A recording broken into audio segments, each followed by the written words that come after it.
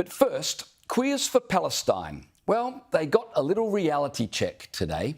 Our ambassador in Iran was given a dressing down for an Instagram post promoting homosexuality. You see, homosexuality is illegal in the Islamic Republic of Iran. And by illegal, I mean the Islamists will hang you by the neck for it. And that might be considered lenient. In other parts of the Muslim world, they'll stone you to death or throw you off a building for being gay. As a side note, the gay community in Israel enjoy rights not even afforded in many Western nations. But let's not allow facts to get in the way of contempt for Israel. Perhaps our ambassador in Iran, Ian McConville, had been drinking the Queers for Palestine Kool-Aid. A photo of McConville wearing purple and sharing purple cupcakes was posted on the official Australia in Iran Instagram account in support of Wear It Purple Day. Now, Wear It Purple Day is an annual LGBTQIA+ awareness day to celebrate and promote all things queer. Who knew that was a thing in Iran? I suppose you've got to trust our diplomats to know their audience. The Instagram post was helpfully captioned in Persian so the locals could read it. It read, "Celebrating Wear It Purple Day with a splash of purple in every corner and some delicious cupcakes made with love. Today and every day, we're dedicated to creating a supportive environment where everyone, especially LGBTQIA+ youth, can feel proud to be themselves. Let's keep championing diversity and inclusion for a brighter, more inclusive future."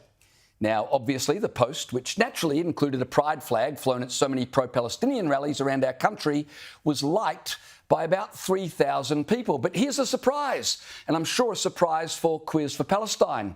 The Ayatollah was not one of those liking this particular post. Does the Supreme Leader of the Islamic Republic of Iran not like cupcakes? Maybe purple's just not his colour. The Iranian Ministry of Foreign Affairs strongly condemned our embassy for promoting homosexuality, which it described as abnormal conduct. According to Iranian news agencies, our officials were told the content published by the Australian embassy is insulting and contrary to Iranian and Islamic tradition, customs and culture.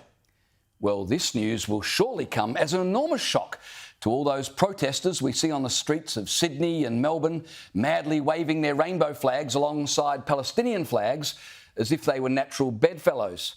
It seems gay rights and Palestinian rights are linked, but only in the fertile imaginations of those who enjoy the comfort of opinion without the discomfort of thought.